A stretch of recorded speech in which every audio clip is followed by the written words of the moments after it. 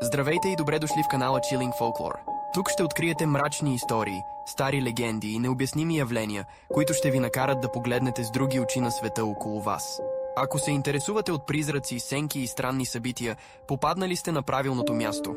Във всяко видео ще се потопим в някоя ужасяваща история, която ще ви накара да се замислите. Колко добре познаваме наистина света около нас.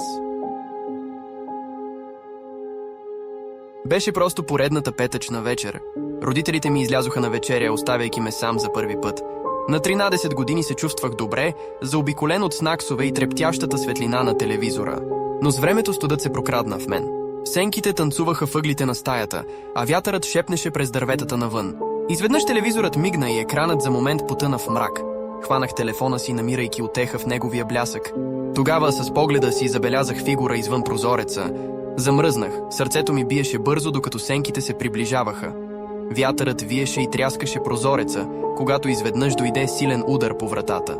Скочих, телефонът ми изплъзна от ръката ми. Кой можеше да е на вратата?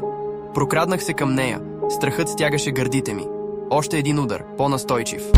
«Пусни ме вътре!» прошепна сладък, но зловещ глас от другата страна. Студени тръпки ме обляха. Отстъпих крачка назад и улових бледото лице с празни очи през замръзналото стъкло.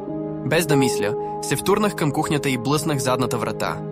Тъмнината погълна всичко, а вятърът зави около мен. Погледнах обратно към къщата, знаейки, че фигурата все още е вътре, все още търси мен.